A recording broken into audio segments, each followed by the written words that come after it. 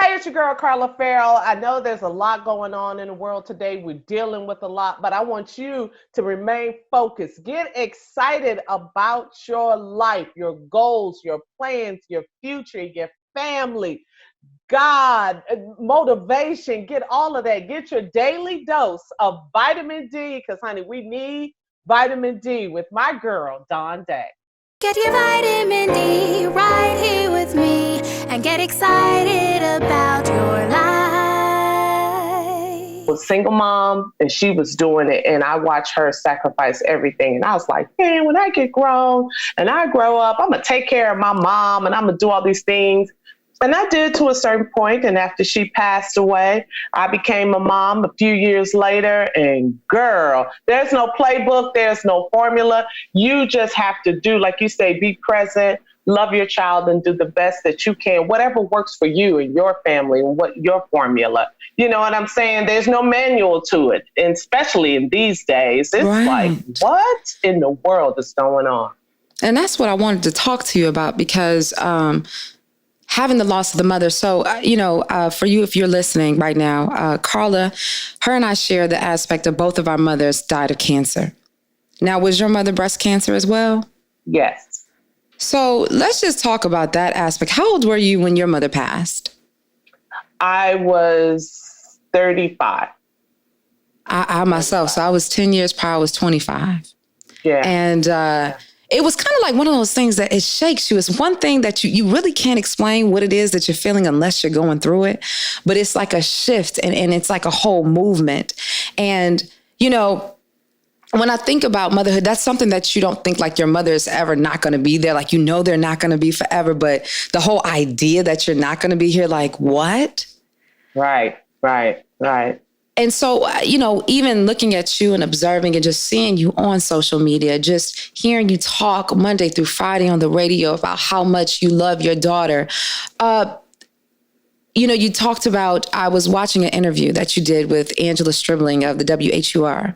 And one thing you spoke about, you talked about the loss of your mother, and you said, I didn't know whether or not I would know how to do it. And when I see you, I'm like, well, I don't know if there's a better playbook. And you said, I owe everything I am to my mother. And I too share that same story. That's right. So I wanted to talk to you about, your relationship when it came down to your mother and how she influenced who you are today. Oh, man. I was born in Chicago, and my mother and father got a divorce when I was very young. I was like 5. And I remember my mom told me, growing up, she told me when I was like maybe 4 years old, I walked into the kitchen and I asked her, why don't you and daddy hold hands? And she was washing dishes, and she said she dropped the dishes in the sink and broke the plate and said, here I am trying to stay married for my child. And she can see that it's pretty much over. And so that's when she decided that she was going to leave my father. They got a divorce, and it was tough. I didn't have a great relationship with my dad. I remember my mom used to call my dad, hey, we're divorced. You didn't divorce your child. Be present, be there. She needs to see you. She's disappointed. It was all of those things just growing up, on top of everything growing up in Chicago. Well, my mother decided, my grandmother lived in Houston, and so her mother, and she decided we were going to move to Houston. Living in Chicago, it's tough. You're from Detroit. Living up north, it's a tough way of life. And so my mother said living down south would be a better lifestyle for us. And so she decided we were going to move to Houston, which I didn't want to do. I was like, no, I don't want to move. I don't want to leave Chicago, the shot. Right. No. And my mother was like, my dad was moving to Los Angeles. And my dad's people left Chicago and went to LA. And so I was like, well, I ain't going out there. So moved with my mom. And we were 2 peas in a pod, girl. And that was it. I mean, we packed up. We had a Pinto. My mom had a Ford Pinto, baby. We packed that Pinto up and our dog, and we came to Texas. So what was she like? My mom was an avid bowler. A lot of people don't know that. She worked in Social Security. She was a social worker. She worked for Social Security Administration for many, many years. She was an avid bowler, and she worked hard. She worked hard and she struggled. And I remember graduating from high school in Houston. She filled out my applications for college. And she was like, "You're going to go to a historically Black college and university." Woohoo! And I was like, "Oh, well, some of my friends are going to UT and Texas A&M. And she's like, "You're not. You're going to an HBCU, because if we don't go to these colleges and university, who will? We have to support these colleges and university."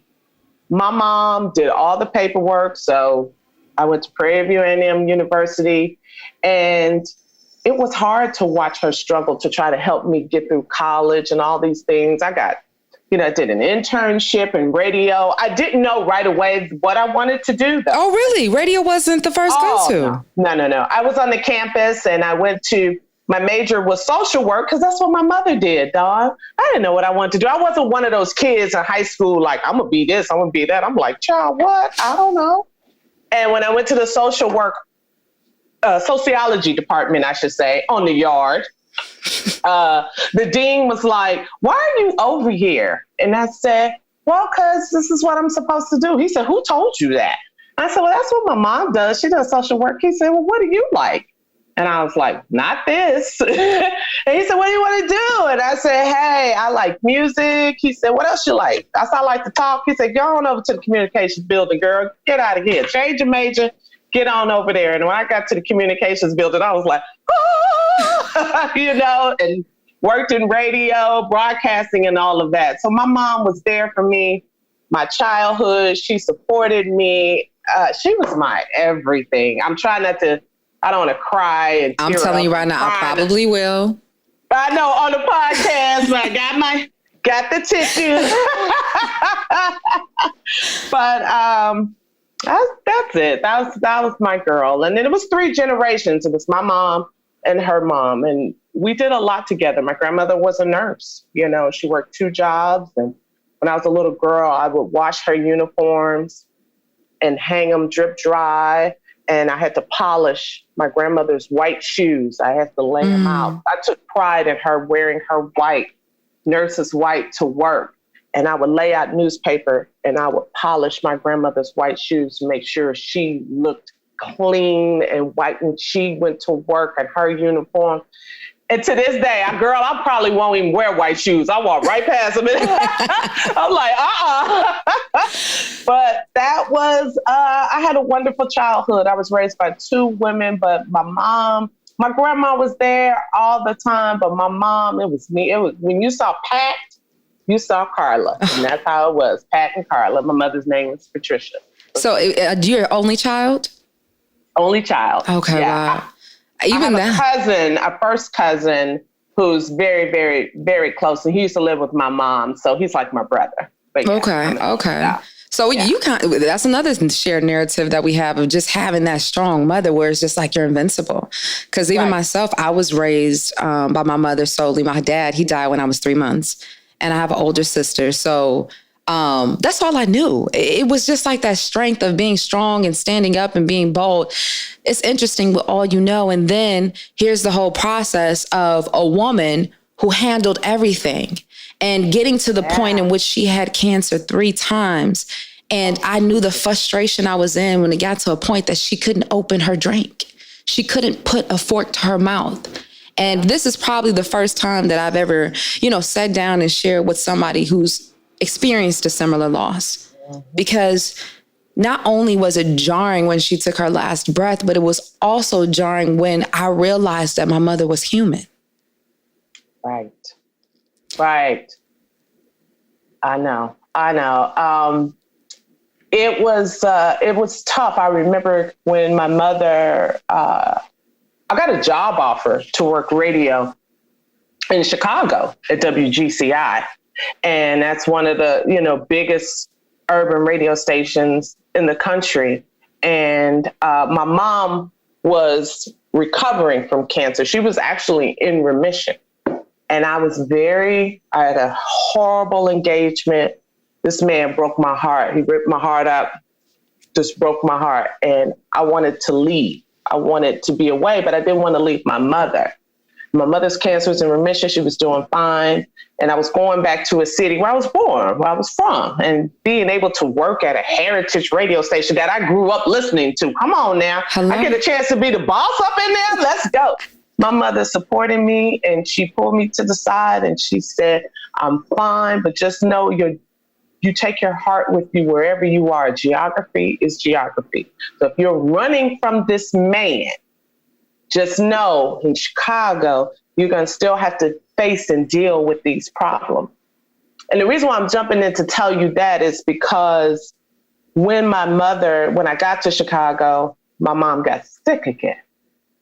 And so I worked there as long as I could. And I begged the bosses that be, I have to get back down south. I got to get a job. And they said, we don't have anything for you. We don't have any jobs for you down south.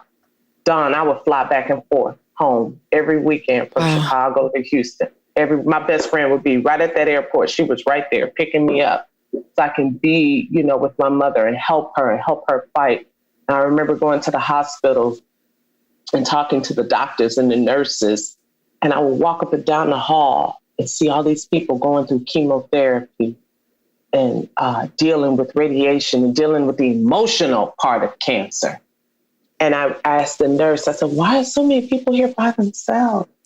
And she said, baby girl, there's so many people that they don't have family members that'll sit there with them while they take chemo and talk to them. I said, well, I'm going to go sit there with them. She said, okay. I said, what can I do? She said, take them crackers, take them juices. So whenever I would take my mother to get chemo, the nurses would have everything laid out for me. And I would go to every station and pull the curtain back. And I would sit there and watch The Price is Right and game shows and Young and the Restless with all these people. And they were like, that's so sweet of you to come in here. And I would sit there and watch the drip and watch the camera go, you okay?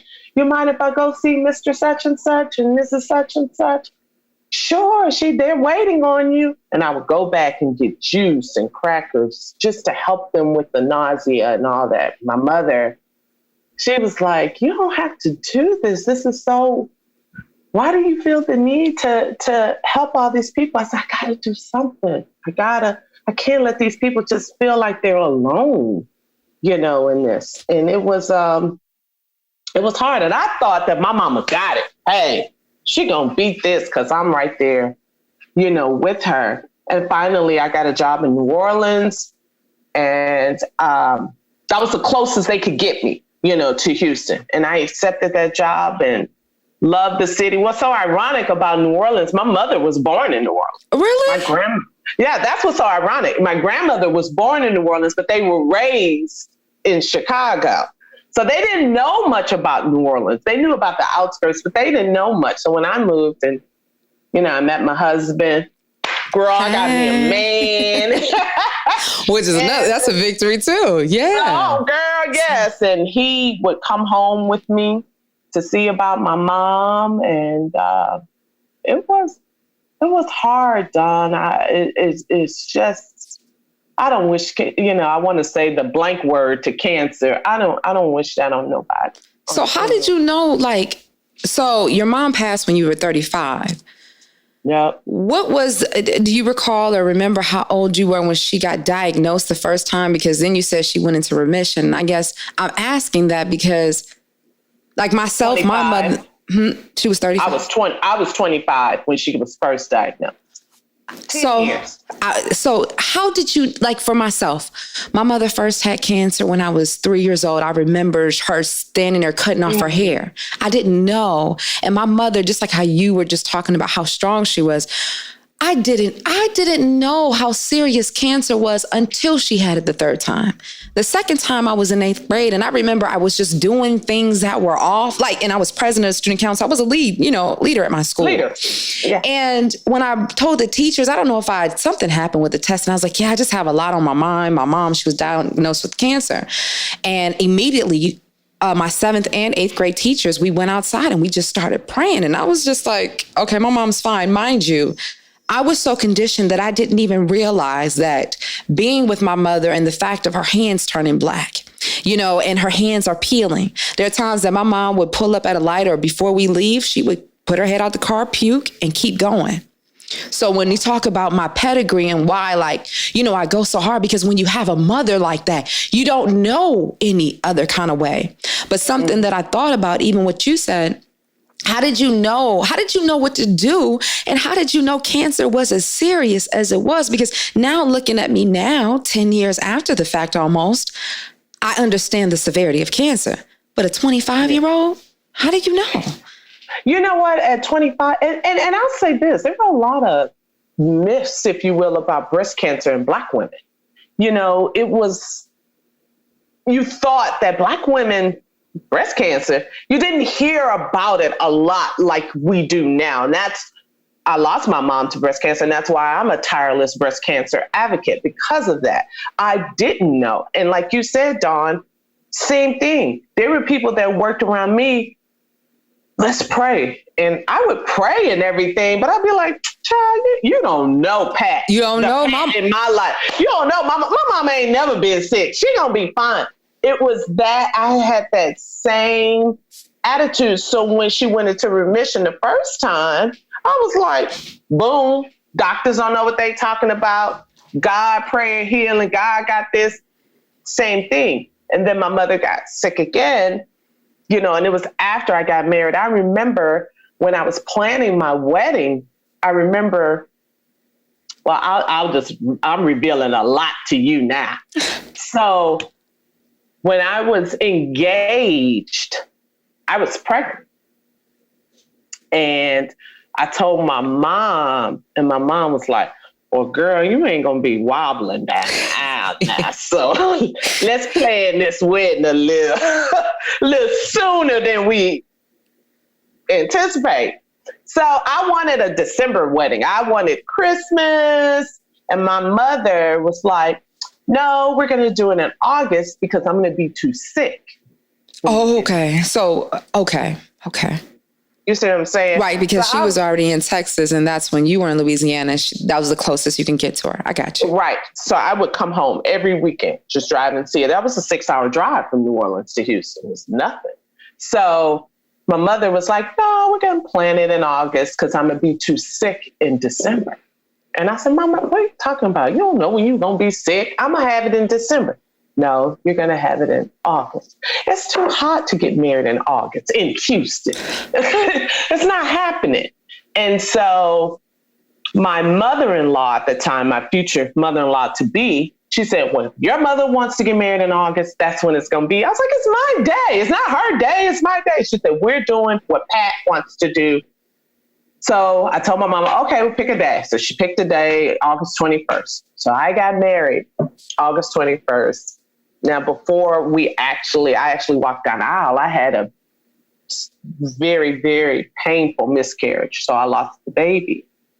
And I remember we were home the weekend and I was talking to my mom and I was in so much pain.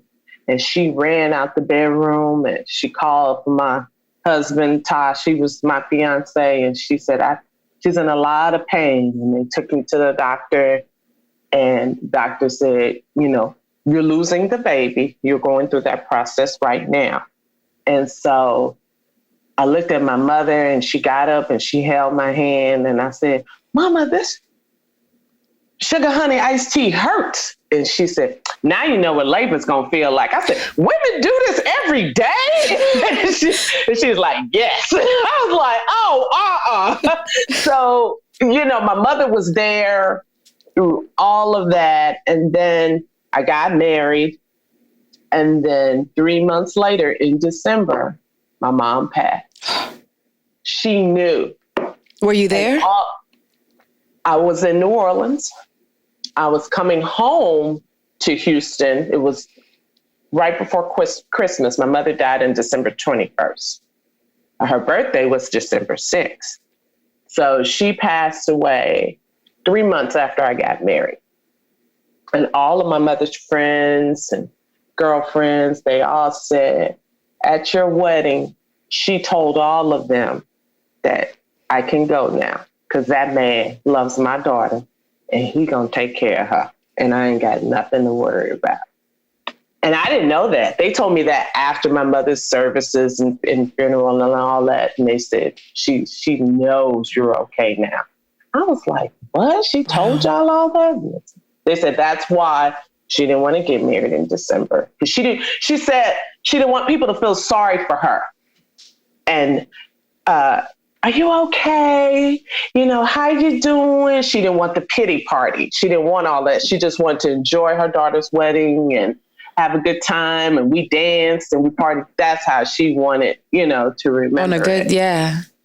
So even leading up, did you realize how sick she was before she passed? Towards like Thanksgiving, I did. I started because I went and talked to the doctors, and they told me that, and my mother, she told me, she said, you know, you're in denial about what's happening.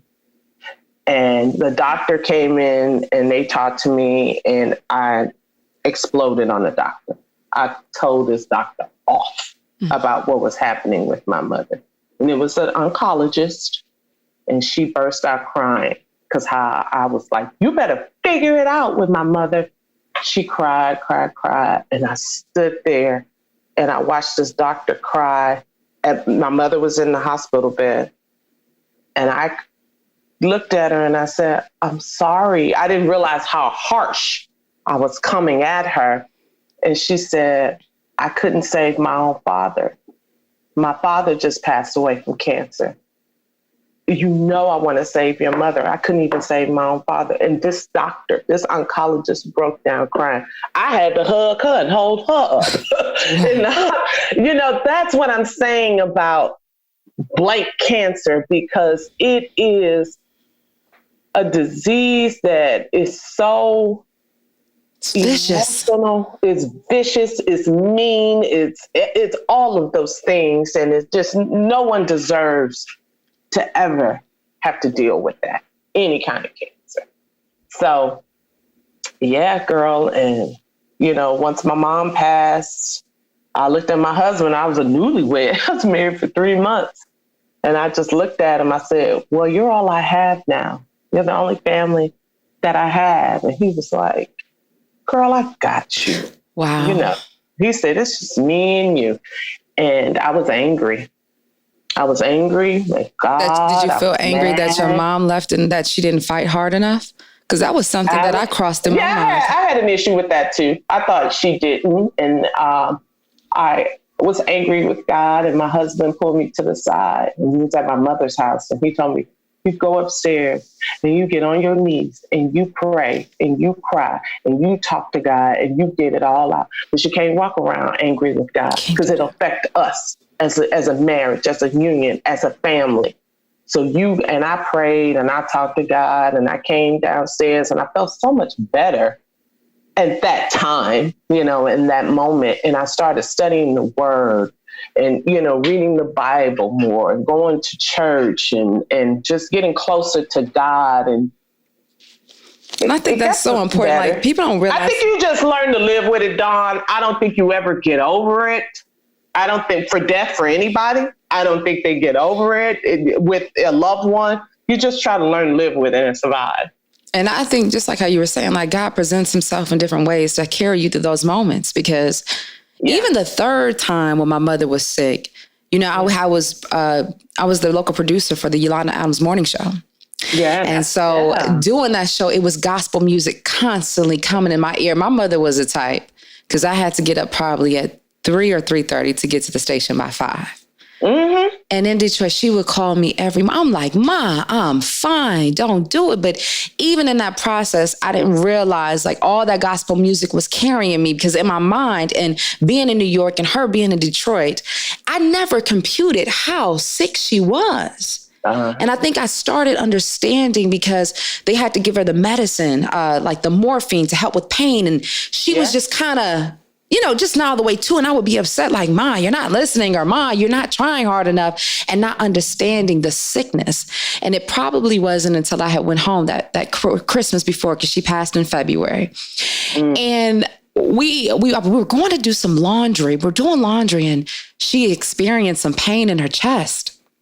And so I was like, okay, Mom, we probably need to go to the hospital, because at that point she had been in stage 4 for about 4 years. And again, my mother is invincible. And to me, there's nothing that she cannot do. And the moment that I realized she was human, or like, my God, she must be sick, I sat there. She was laying in the hospital bed and she cried out for her mother. Whoa. I had never felt so helpless. And that's why it was kind of a trigger, even though the whole situation with George Floyd, when somebody is at the point that they're calling out for their mother, what? And here I am, 25 years old, and I'm looking at my mother, the one that's all I know. I don't have, my father's not here. So, and my sister, she was dealing with preeclampsia. She was pregnant. So, she was under a lot of just dealing with that. And I think that was that moment. But I think, when we talk about loss and dealing with that, I think one of the strongest forms sometimes of loving someone is letting go. And I had to get to a moment when I went back out there and I had to say, like, Ma, it's okay. Because when I'm down there and I'm seeing you and it's still not registering that you can't open your drink, you can't put the fork to your mouth. And I'm angry because I said, Ma, you're not trying. Yes. And it's almost like that kind of grace that you have to give with yourself as well as your loved one to say, okay. So I'm interested to know, what was your grieving process like? Yeah, I went through that. I felt like, I remember one day I was on the phone talking to my mother and I was mad and I said, Mommy, you're not trying hard enough. You're not fighting it. She hung up on me. And my mother never, ever hung up on me. And I was driving and I told my husband, I said, my mom just hung up on me. He said, what did you say to her? He said, how dare you say that to her? And I called her back and I cried. And I remember when she got really, really sick, it got to a point where my grandmother, my mother's mother, was still alive.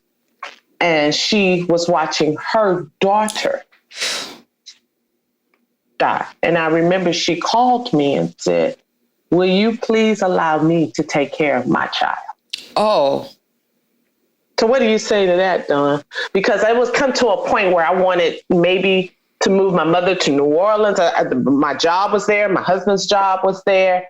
And the doctors were advising me against it. They said, it's too much. You have to come here.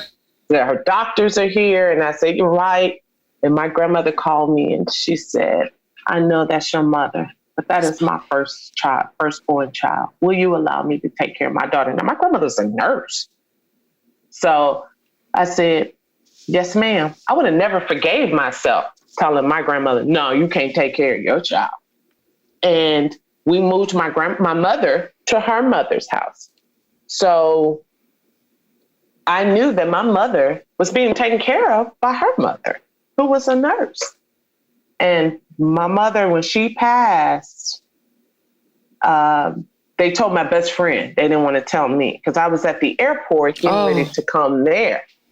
And so my best friend called crying on the phone. I said, "Girl, what you crying for?" And she didn't say anything. And that's when I knew that my mom had passed. She couldn't say it.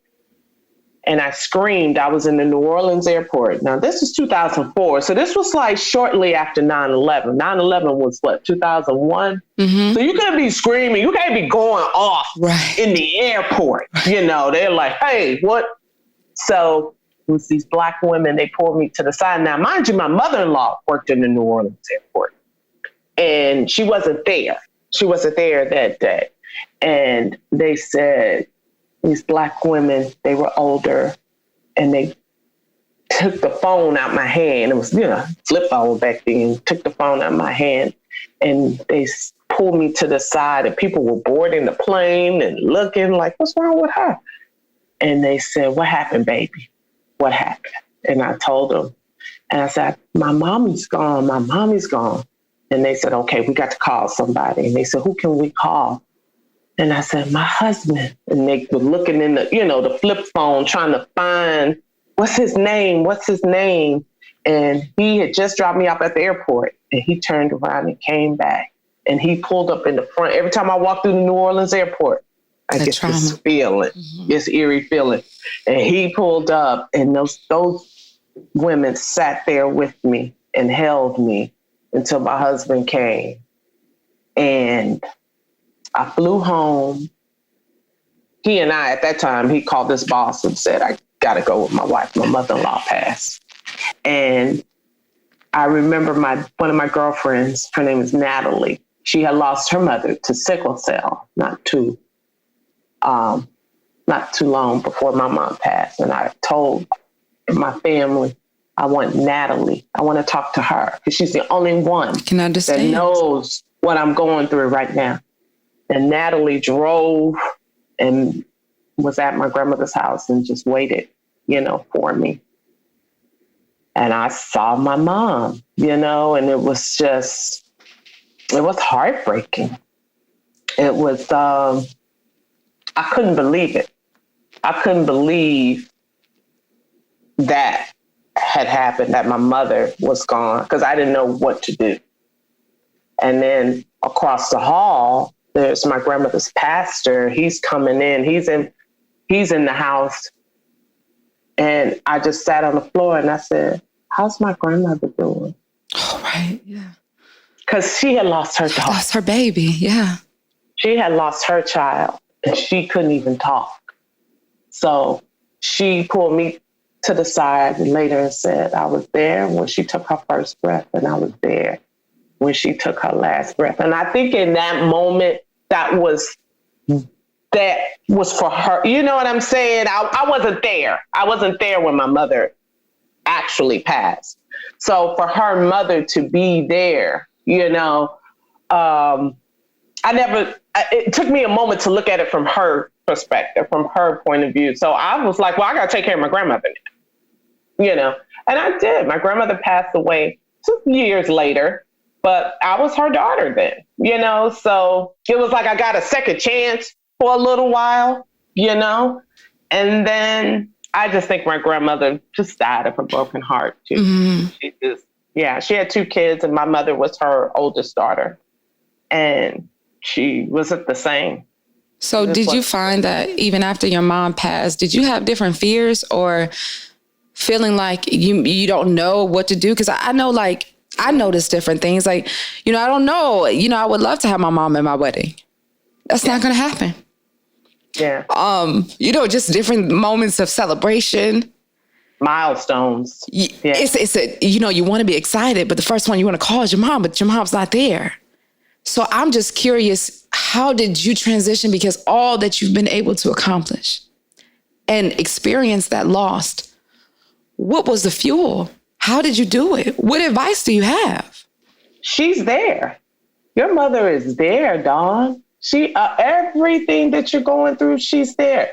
Everything that I went through, I had to know that she's there. I am so much like my mother. Really? It is hilarious. People in my family go, oh, look at Pat, child. When they say they go, Pat, I mean, in my pictures, my daughter, she looks at pictures of my mom and she's like, Mom, you look just like grandma. I am so much like my mother. It is, I like to bowl, but not like she did. She was an avid bowler. My mother was almost a professional bowler. She was good. You walk to any bowling alley in Houston, if I say my mother's name, they say legend. Your mama was a legend.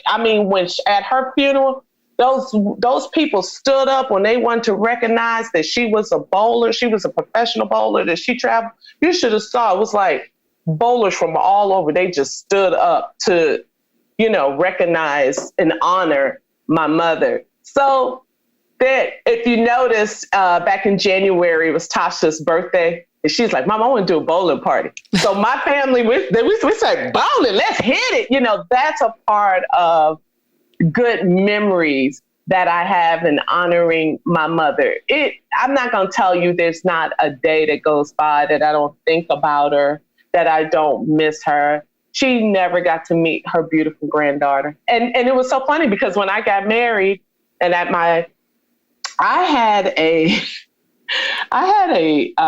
wedding shower. I had a few wedding showers, but I had a wedding shower in New Orleans And my friends threw my wedding shower at Lil Wayne's house. What? Wow.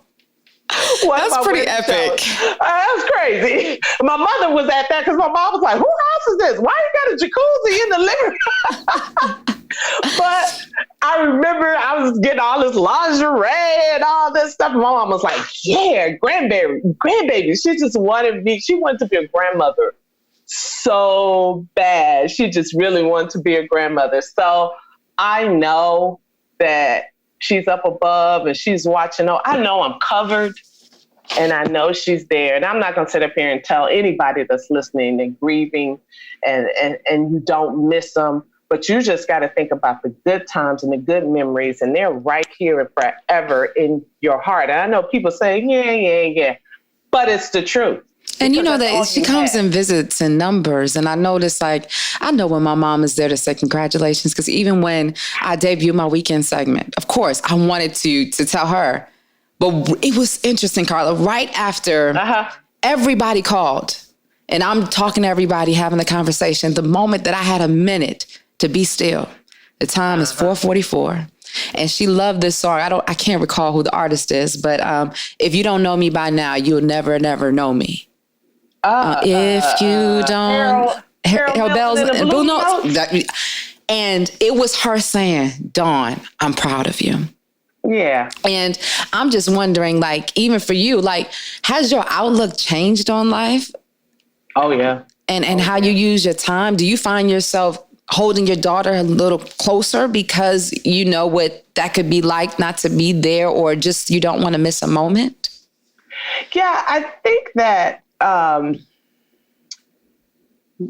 one thing with my daughter that she had that I didn't have was a dad being there. So family to me is first over everything. And I think that now that everyone's going through COVID, having to sit down and be at home in quarantine, time to reflect and think about those things. But I was always like family over everything because life is short. And when you don't have the family that you thought you would have or would be around, then you start to appreciate and value all the time that you have because, I was on bed rest. I had a very complicated pregnancy. My pregnancy was difficult. I had a miscarriage before and the doctors told me this is going to be very hard. I waited till I was 90 to have a baby, but it was hard. And I was in the hospital on bed rest for 2 months. Wow. I couldn't get out the bed, out the hospital. I could get out the bed to go use the bathroom and that was it. So going through all of that journey, I look at my daughter like, girl, you better appreciate me. Do you know what I went through to get you? The things that you hear moms say, I'm one of those moms now to look dead at my daughter.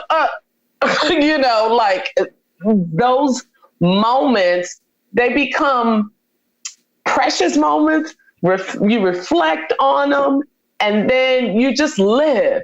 You just live your life. You don't exist. You live. Amen. You have to live. Amen. Yeah. And that's it. I don't want to walk around. So there are moments, Dawn, where I will look at a Hallmark commercial and bust out crying because it'll be something that reminds me of my mother. My husband will be like, where'd that come from? I'm like, oh no, and then I'm through with it. Tasha has come downstairs and I've just been in my bed crying.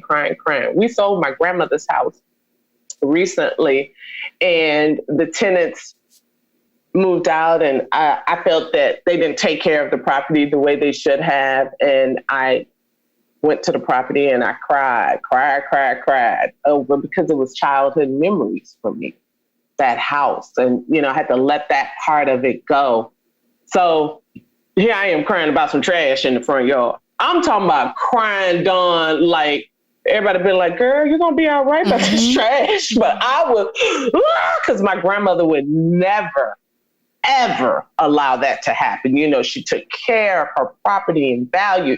So it was it was one of those moments. So there are going to be times, I'm saying all of this to say, there are going to be times in your life, you're going to have moments, you're going to get sad, you're going to be happy, you're going to thank your mom for the memories and the lessons that she instilled in you. Yeah. You're going to have all that. It's going to be up and down, but it's going to be more ups than downs. And that's why I tell people all the time, like, when you see me, you see my mom. Everything that I am is what she instilled in me. And I remember even, being around her and when she was sick, Carla, it was almost like I was trying to prepare my brain for what could happen.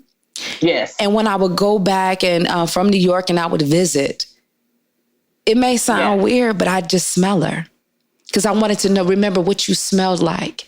I would even take, they had something called like this, what's it, a Mevo? It was something like this mini recorder. And I would just ask her all the questions because she's the last bit of knowing about my father, knowing about me. And I just remember even when you were talking about being pregnant, I have on video where she was telling me, she said, Dawn. She never said Dawn. She always called me Dawn.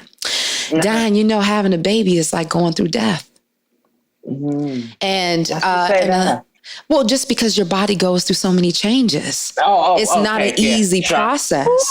And at the time, my sister was really like, she went completely blind. Her blood pressure was up. So, even my sister of dealing with all the pressure of your mother is dying. And I think probably she understood more than what I did because I was kind of spoiled. And I say that in the sense of I didn't live it every day.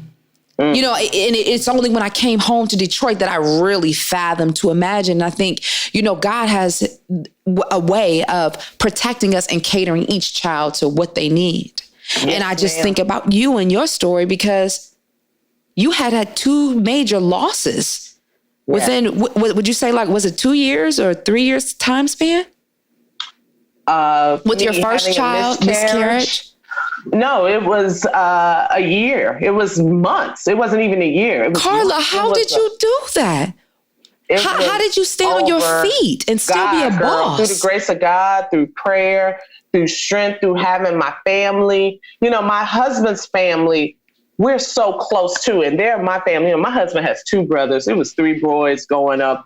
And when I'm around my in-laws, girl, I have so much fun, because I get to see, I have my mother-in-law and my father-in-law, and my daughter gets to be with her grandparents. You know what I'm saying? So I just appreciated my new family. I had a new family and it was hard. It's hard, holidays and spending with my in-laws and not being able to be with my mother. It was tough at first, but I don't know. I just know she's there when I'm cooking with my mother-in-law. My mother-in-law, she's from Louisiana, baby. Baby. Burning in that kitchen. What you say? Cook. So there's certain things, though, when we cook and we lay out the menu, like for Thanksgiving or whatever, she goes, now you cook that and that because that's your mama's recipe. You cook that. I ain't cooking it. I'm going to cook that. It's still the tradition and family. And that's what you have to do. Find a way to have those traditions and memories and good times. And I remember my brother-in-law, my husband's little brother, my brother-in-law, he got a chance to meet my mom and talk to her. He loved my mom. So I know one time I was cooking a recipe of my mom's. And I remember my brother-in-law, he likes to cook. My husband, no. But my brother-in-law, yes. He was like, oh, wait a minute, that's the recipe your mom had? And I said, yeah. He's like, oh, okay. What do you do with this? What do you do with that? Just fun times, just memories, and just you continue with that. And I don't know, for my daughter, I just try to be strong for her because it's so tough out there for us as a people, as a race. And I have to teach this little black girl of mine about black girl magic. Me and my husband make it a point to remind her where she comes from, who she comes from, her ancestors, her history, her culture, and not to mention her grandmother, her grandparents, her great-grandparents. It's a lot that you have to do with children. And you just want to show them that it's not all bad. It's not all sad. And that you hold on to these memories that your family is telling you about, and these traditions. And, there's things that my daughter, she is the sweetest. And I know a lot of people kind of pump up their kids, but my daughter is very, very, you met her. Mm-hmm. She's a very She's a star. Little girl. And everybody likes her. Everybody loves Tasha. Kids want to be around her. I remember this little girl. She's white. She's a white little girl. And on her dance team, she pulled her name for Secret Santa last year, this past Christmas. And she got Tasha these gifts that Tasha wanted. And she said, well, I had to get it for Tasha. Everybody likes Tasha. Who doesn't like Tasha? And she said that her smile. Now, this is a girl who's 12, 13 years old saying this about another little girl, a little white girl. She said, Tasha's smile just makes you happy.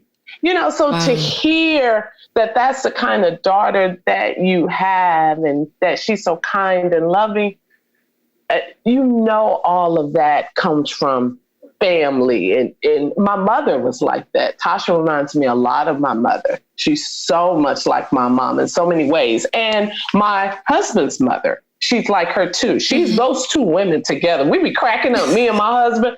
When she does something, I may call her, look at Pat. Or my mother-in-law, her name is Winnie. We'll say, look at Winnie. So you never know with these kids. They pull from all kinds of genes. Right. And just sometimes you never know, your mother just seeping in just to say, I'm right here. Yep. And exactly. I wonder, I didn't do this and I'm thinking about doing it. Did you ever go talk to anybody about or seek therapy? Like, how do you, I thought about it. I still think about it. I still think about going to therapy and dealing with the grief. I just haven't, and I didn't. And I became so busy with, especially when Tasha was born. My mother-in-law lives out of town and I didn't have help. I didn't have anybody to help me with this little bitty premature baby that I had. Tasha was a preemie. Yeah, my baby was, you look at her now, girl, you can even tell. She's so tall, strong, athletic. Yeah, she was a preemie. She was 4.7 pounds. And it was funny because when she was born, she was in the NICU and she wasn't like, when the doctors are coming to NICU, you see these little bitty micro babies, the little bitty preemie babies. So they would look at Tasha and they go, who big old baby is this? Because she was too big for the preemie section, but she was too small for the regular section. So they look at the micro baby and then they look at this baby. Well, she almost 5 pounds. Why is she over here? And it was so funny. And when she was born, it's a premature baby. They said, listen, we can't let her go home till she learns how to breathe, the bottle and breathe on her own. She didn't have any problem breathing. They just wanted to make sure that she knew when she sucked the bottle to breathe, to remember to do those steps. And you have to teach her. I had to teach her that. And I remember it was an older nurse. She was a white nurse. And she said, you just don't have trouble. You're going to be here for a while with your baby doing that. You're going to have to really teach her. And I was like, right. Right. So it was two sisters. They were nurses in the NICU. And they had on that protective, when nurses wear the protective PPE and all that equipment. And they pulled me to the side. And she said, you just brought a black little girl in this world. Show them what time it is. Hello. And I was just like, oh, okay. You ain't say nothing but a word. Girl, I opened up that incubator. I picked up my little bitty baby and I said, you're going to show them that you can do all of these things that they don't think that you can do in the time frame that you can do it. She held my little finger. Tasha was holding on to my little finger. And all these things I would have to teach her to do every single day. And I remember the doctor coming and saying, wow, she ready to go home. The black nurses looked at me and winked. And it's just how, labeled out the gate, from day one, how the heavy burden is. So can you imagine what our mothers had to deal with when we were born. There's so many things that we just don't know that they had to deal with. So stuff like that, oh, what? Just little things to try to teach your daughter what your mother taught you. Just think about all of these things that your mother taught you to be who you are today. Right. Can you imagine? Right. So now that I'm a mother and I got help, I have a husband. I can't even imagine doing it without help.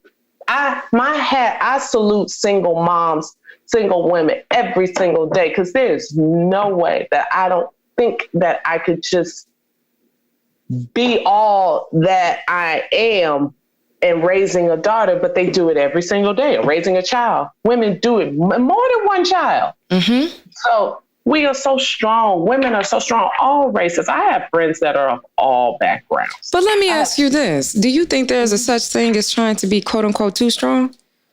Because I think myself, and, because that's all I've known how to be strong. So, the idea of feeling like without or lost, that's kind of odd to me. And as I've matured, I've realized how much strength it is and to be vulnerable. I don't want to say weak, but just to feel it. Because when my mom was sick, Carla, I think I'm just nature because I am a go-getter and I'm about my business. I can get lost in my work. And so I think there were times where I found myself busying myself with my job. And those are ways that I coped with it. And it wasn't probably until years later that I say, oh my gosh, my mother, she's gone. And I think, when I asked you earlier about the grieving process, my moment didn't happen right away. It probably started hitting me years later when I was like, oh, there is actually a void there. And I remember back in New York, the assistant program director, Cynthia Smith, I remember I was like, okay, you know what? Cynthia, now I got to speak and I got to inspire and I got to do this. And she said, wait a minute, Dawn, you need to take care of yourself. Yes, right. Because you just get so used to just displacing it. And I just want to encourage anybody that if you have suffered for a loss and if you have gone through anything, that it's okay to feel and be in your moment. Yes, because you can't keep escaping and understanding that you do have to take time with yourself. Absolutely. Yeah, and guilt. The guilt is... It's useless. It's a useless feeling. It weighs you down. There's a lot of that you have to deal with. And for me, guilt was one of it because I took the job and I went away. I went to Chicago. I should have been here.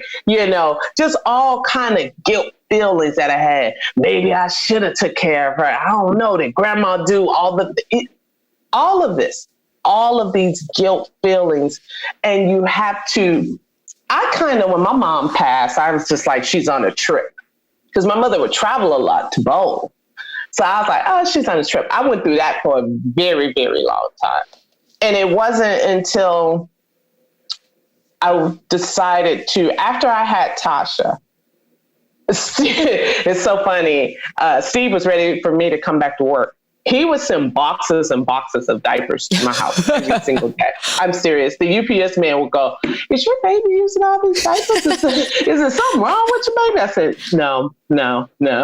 It's just my coworkers are ready for me to come back to work and they wanted to make sure I had everything I needed. I had everything I needed. It wasn't until I got ready to come back to work because I was on bed rest, that I realized, oh, I don't have a babysitter. Oh, I don't have, it just started hitting me like, I can't call my mama. I can't call your mama. Have you ever had a moment? I remember when my mom first passed, I would pick up my phone looking for her call. Yeah. And I was like, oh, she's not calling. Absolutely. I did a little project before my mom passed away for my wedding.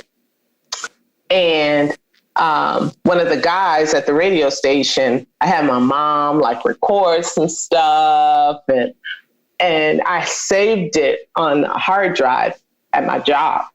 Well, I worked in New Orleans and then I transferred the stuff to my home computer.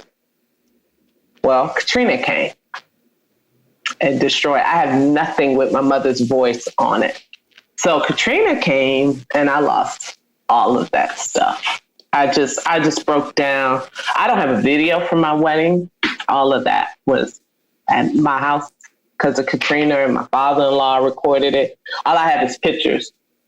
I share that similar, because like I was saying that I would ask her these questions. I have this device, and interesting enough, I was in New Orleans when the device stopped working. I had went down there for Essence. And probably a couple months, probably because I just knew she was sick. And I was like, I need to just ask questions, just in case. And just because I think that's the inquisitive part of me. And the device, you have to plug it in, but it wasn't charging. So I have the device to this day, and I don't want to just ship it off because the data's on there. So I have to get it off. But yeah, I can definitely relate with that. And I have it where I've just saved different voicemails and things like that, just so that I can make sure and keep her voice there. I don't know if I play it back now, but it's just good to know. Yeah, I wish I had that. I don't even have that, because all the stuff that I thought of to do when she passed away, my mother passed away December of 2004. Well, Katrina happened in August 2005. So I don't have any of that stuff. So it was a lot. I remember talking to a friend, and they say, you should go to counseling because you've been through a lot. Because I had a miscarriage, I got married, I lost my mother. 6 months later, Katrina happened. And Carla, you haven't even mentioned like life, just regular life stuff. Right. Katrina happened. I moved to New York. My husband lost his job because of Katrina. We moved to New York, and my husband had to start over. Now, keep in mind, my husband is a mortgage loan officer. And so when we moved to New York to start the show, Steve Harvey show, the housing market crashed not too long after that. So then my husband lost his job. And so he had to start all over again. Now, housing market's back, he's fine. But after that, 2 years later, I got pregnant, had my baby. So and I had my baby in Houston. I didn't want to be far from my mother-in-law at the time because I was on bed rest. I didn't know what to expect. And the doctor was just like, you're going to have to be in the hospital. You can't be at bed rest at home because you're not doing it right. Because I would get up, and they was like, you obviously don't understand. I was like, oh, you mean be in the bed like all the time? And they was like, yeah, like the entire day, all the time. I was like, oh, I'm not doing that. And they was like, well, you're going to have to. And if you don't, we're going to put you in the hospital. And sure enough, I got up. My husband had taken me to the hospital because my baby Tasha was going into early labor. And they was like, nope, we're keeping you. And that was November. Wow. And I didn't get out. My daughter was born January 17th. Oh, so you had a good 2.5 months. In the hospital. Wow. So, you talked about like letting go of guilt. What other things would you say, like if somebody is experiencing loss, whether it's something to be prepared for or just something of just what encouragement or advice do you have? Like, and I want, even if it's raw and ugly.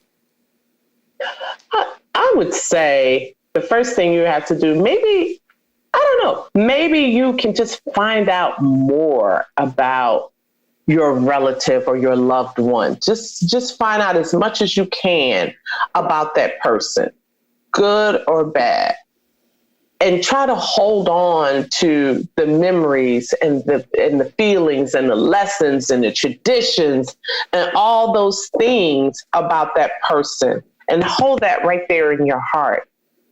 Study the word. I started reading. I found books. You can't really see. This is my office, but I have to show you. It's like some books. Oh, I see that. Yeah, right. Yeah. Yeah. We have a lot of books and stuff over there. This was my husband's office. And then when COVID happened, I kicked him out. And so he was like, yeah, dog. So he's in the dining room. That's his office. He's doing a lot of mortgage loans in the dining room. Who knew? But I read a lot of inspirational books. I found messages from my grandmother about that she wrote in a flap of all these inspirational books that my mom and my grandmother had, and about studying the word and getting close to God. Mm-hmm. I would also recommend counseling. Yeah. I would say there's nothing wrong with therapy and getting counseling. And I still think that I should do it. I should really take the time to do it. I mean, obviously we have restrictions because of COVID, but you can have online sessions. Yeah. Right. You can do it. You can do it virtual. I just feel like with me, with everything that happens so fast, I had a baby, a premature baby, and I had to figure out how to be the best mother that I can be with my premature baby, because after I had her, I was able to go home. I was in ICU when I delivered my baby. And so was she. So they went to my husband and they said, listen, your wife's in ICU and your daughter. And my husband said, well, y'all got to figure this out because I can't do this without my wife. So y'all figure this out. So many moments where we went through so much, me and him, so fast together, that we're so strong. And I won't say our marriage is perfect. I'm not going to sit up here and say we don't argue and have disagreements. We don't go to bed mad. If we're disagreeing about something, we talk about it because we feel like life's too short. My father-in-law is ill right now. So now my husband, I'm there trying to be there for him because he's dealing with the stuff as well. He saw what I had to go through. So we're just together as family, and we're trying to be two strong parents for our daughter, but not perfect though. Mm-hmm. We're not perfect. And there's some things that we try to instill in her and we want her to learn. And there's some things that, there's some things like sometimes I'll say something to Tasha, and just because I was raised a certain way or it was like that for me, I'll say to her, well, that ain't how I was raised and that's not how we do it. And then me and my husband go, but that's not her journey. That's not her deal. Right. So he and I have said to her, you know what? We're sorry, Tasha. You know what? This is how it was for us. This is not like this for you, but this is why we said what we said, or this is why we're doing what we're doing. So we learned too. We told the parents make mistakes too. So it's all a process. It's all a journey, but don't be so judgmental and hard on yourself. Have grace. And look for perfection. Be grateful. Be appreciative. It's people out here that are furloughed. They're losing their jobs. They don't have a peace of mind. It's so much. It's so much going on. And you have to, and if you don't have, I'm saying all this, my husband this, my husband that. If you don't have a husband, you have a friend, a girlfriend, a mentor, a pastor, a preacher, someone that you need to be able to talk to. And let me say this, and I'm just going to say this because this is what you do as well, Dawn. I'm going to say this. Put down that phone, social media. Stop trying to live your life the way that other people live their lives, and you think that you're missing out on something. And so you're putting pressure on yourself to live like the Joneses or this celebrity or that celebrity, because you don't know their story. You don't know their journey either. So stop trying to have this look, if you will. That's a lot of pressure too. And a lot of celebrities, I feel like that's probably what they're dealing with and what they're going through, trying to keep up with as the well. Joneses.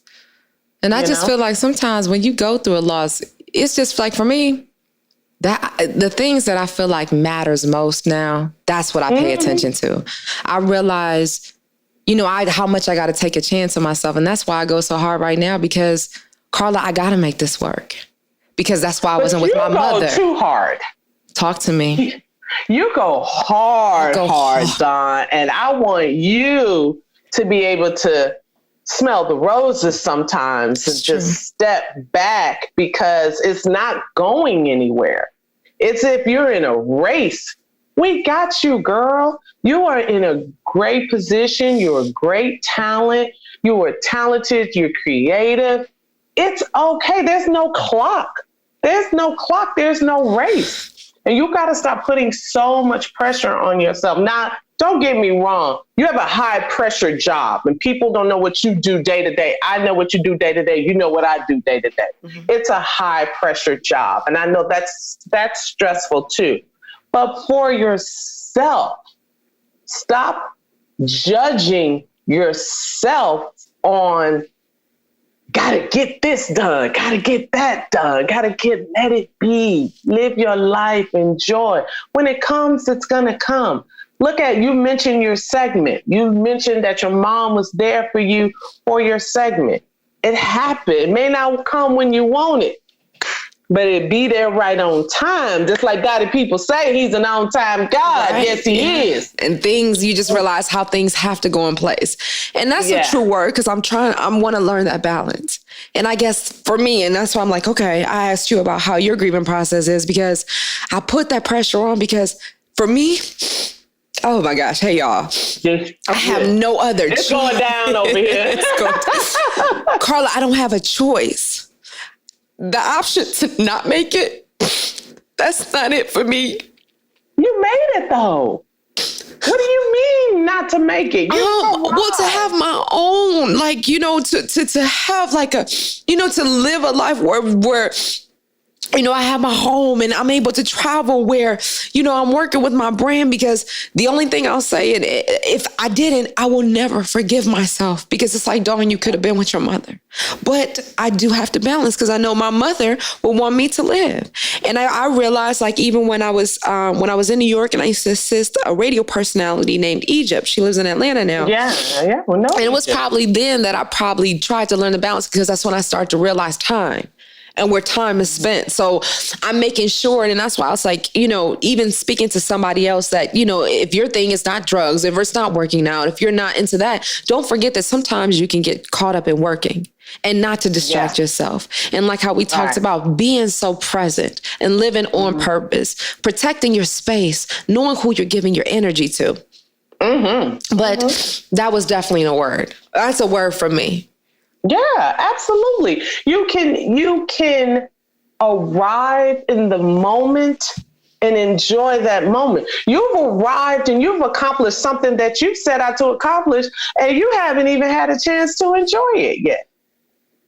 You've arrived at something that you obtained. It was a goal, I'm sure, on your vision board or your bucket list or whatever it was. You can check that off as complete, but you haven't even really enjoyed that. You're selling it and you're branding it, but celebrate that moment and don't feel bad about it. Right. Enjoy it and celebrate and say, okay, now that I've had that moment, let me look to see what's next. Not rush. Let me get to this now. I got that. That will bring about stress. Stress brings about chronic disease. Chronic disease brings about illness. And we just talked about how our mothers had chronic disease and had an illness. So it is an issue with us as Black women. It's an issue with us as Black men, but it's an issue with everybody. Stress will kill you. And the pressure that you put on yourself will bring the stress. And and you know, you and I, we talk a lot. And I'm just like, girl, child, please. Been there, saw that. Like, I ain't worried about that today. I'm good. I'd rather be at home, sitting on the couch, watching a movie with my kid or watching a movie. But Carl, that's easy for you to say. You've already traveled the world. But I'm saying I had to get to that point. But while I was in that moment, Dawn, I enjoyed it. I didn't pressure myself to say, oh, I got to get this. And if I don't get all these things, dang it, I didn't do that. I enjoyed the moment. What's next? If it comes, it comes. If it doesn't, it doesn't. It's not the end of the world. But you are a hustle. There's nothing wrong with a hustle. I'm not saying don't hustle, but you got to find that balance between the hustle and taking the time out to was it Bad Boy movies? Woosah. You gotta take woosah. Martin Lawrence those years. Woosah. You gotta take that moment, because if you don't, you hustling for what? For nothing. For what? For nothing. Now you sick. You done hustled yourself into Well, we ain't gonna speak that. No. No, and I just mean anybody. You hustled yourself into, and you go, dang, what was all that for? What was it for? You know? And I think that's what I happened to look at when I came out to LA. That was the moment. It's like, okay, Dawn, now it's time to be intentional with everything. Yeah. And you know, and like you said, so that is something that I am actively working and making sure, you know, carving at that time and making sure how to put self first. Because, you know, when I talk about vitamin D, you know, and making deposits in your account, this is all about shedding light to everyone. And my name being a pun off of vitamin D and getting that from the sun. But another thing I talk about is your life bank account. And we have to take time. And even as you spoken as a reminder of me, when we talk about our life bank account, just like you do have a checking account, what kind of deposits and what kind of liabilities are in your account? And here's the thing, whether that is the chase of, deposit, grind, you can't live like that. Because it's all about finding that balance. And that's one thing I think is so admirable, that when I see you, because it's like you've had trauma in your life, and yet you can still balance to be a successful woman, a successful wife, an amazing mother, and still living out the dreams that you want. So I look at you and I say, wow. And then on top of all of that amazing stuff, you're a person and you're relatable. Yeah. And you can understand and you can empathize. So I appreciate you for that and be an example to me for that. Mm-hmm. Yeah, girl, it is my pleasure. I am here for you, for my sisters, my brothers. It's just, we're just out here. Like my husband would say, just be 100. Just be real about it. Real, right? just keep it 1,000 and be real about it, and let folks know about the journey and what is going on and what is ahead. Because like I said, I just don't want to look up and say, where did it go?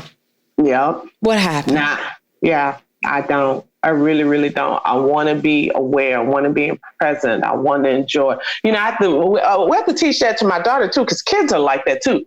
You know, we lay stuff out. They do stuff. They hang. They be with their friends, and then they go, "What's next? I'm bored." Like, well, sit down and marinate a little bit. Hey, we just did. I'm bored, Mom. You know, then they pick up their phone and, you know, they on to the next thing. So we have to teach them the same thing, and we have to remind ourselves, I wonder where you get that from. You know what I mean? So, yeah, girl. But I love this vitamin D. I love that. Thank you. It came to me when I lived in New York, and it was like, you know, probably on the brink of when my mom did pass away. And it was something this guy came to me, because inspiring and motivating, that's just me. That's what I thrive on. That's what excites me. That's just threading of that. And it started out as I would use lyrics of popular music, and I would intertwine into a motivational message. And even as you said, Dawn, smell the roses. It's almost been 10 years since I even birthed vitamin D. And now to see the transition of how it went through a process of metamorphosis to be a podcast on iHeart. And I am sitting right now. I am talking to a program director of a nationally syndicated radio show. Like, thank you for investing in my dreams. Thank you for taking this time with me. No, really, like, this is my pleasure. Whatever you want, girl, I got you. You got next, honey. I love to sit back and watch who's next, that talent, that energy that you have, that experience, all of that you bring to the table. Girl, I'll be sitting back going, look at Dawn do her thing. Then I'd be like, whew, thank God she got next. And then you do it, you pay it for it. That's what it's all about, right? That's what we do. Absolutely. So how can we pay it forward and support you? You know, I know that you do have various initiatives when it comes down to breast cancer awareness. Is there anything you want people to know, or any causes that you stand in the forefront that we can help support with? Well, as far as, you know, breast cancer awareness, like you said, I am a tireless breast cancer advocate. I do a lot of things for different organizations of breast cancer awareness, whether it's an organization that is focused on making sure that people of low income neighborhoods have proper funding available for mammograms and self-test breast examination, whether it's an organization that's asking me to go, asking me to participate in a walk, whether it's research, whether it's talking to people regarding being a survivor, being a co-survivor. I've had the opportunity to go speak with the Black Caucus years ago in Washington, D.C. And this is when President Obama was in office. And I had an opportunity to talk along with doctors and oncologists and research and other community leaders about how important it is to keep funding available for women of color to make sure that they're taking care of themselves as far as healthcare. And because a lot of times with us, I think with the myth about breast cancer, we don't take the time to go to the doctor. And I think that's a problem that women have. We take care of everybody else, the kids, the man, everybody else. And then we don't take the time to go to the doctor. So just all of these different initiatives that it's my pleasure, it's my honor, it's my obligation and duty to be a part of. So I'm a part of all of that. I have something that's coming up pretty soon, maybe next month in August, that I'm going to be a part of, I think. It's like everything got shifted with COVID. So a lot of things, people are having to restructure things and do things virtually and online. So whatever it takes for us to keep continuing to get the word out, because of COVID, cancer ain't stopping. It ain't. It ain't. So we got to make sure that, yes, we are safe from COVID, but we got to make sure that we are focused and bringing awareness about cancer and other chronic illnesses. And that's loving on self. Well. That's eating right. That's working out. That's just saying, peace, be still. Yes, that's thank you diet, nutrition, all of that. Yes. Okay. So I was wondering, where can folks follow you or find out more information? I know they can hear you Monday through Friday on the Steve Harvey Morning Show. But beyond that, how can they check you out? You can hit me up at 𝘲𝘪𝘵 on Instagram, Twitter as well. And then on Facebook, Carla Ferrell. All caps. That's my fan page. Follow your girl. Lips by Carla Ferrell. Well, thank you so much for being with me today. Thank you for speaking life into me. I appreciate. Look at vitamin D as a gift that keeps on giving. Girl, this was therapy for both of us. I know people listening to this podcast will be like, woo, child. But it was needed. It was needed. It was a cleansing. It was needed. Yes. So for sure. Yes. Okay. Well, thank you so much. And if you're out there understanding that if you're dealing with a loss, you don't have to do this alone. Understand to be patient with yourself. Have grace with yourself. Learn to love you and learn you right. Understand that time does heal, but you have to be patient with it. And understand that loving on yourself is loving on someone else. So thank you, Carla, for being here. Thank you for speaking life. And most importantly, thank you for further instilling why it's important to understand that you are your greatest asset. That's it for Vitamin D today. Hugs and kisses.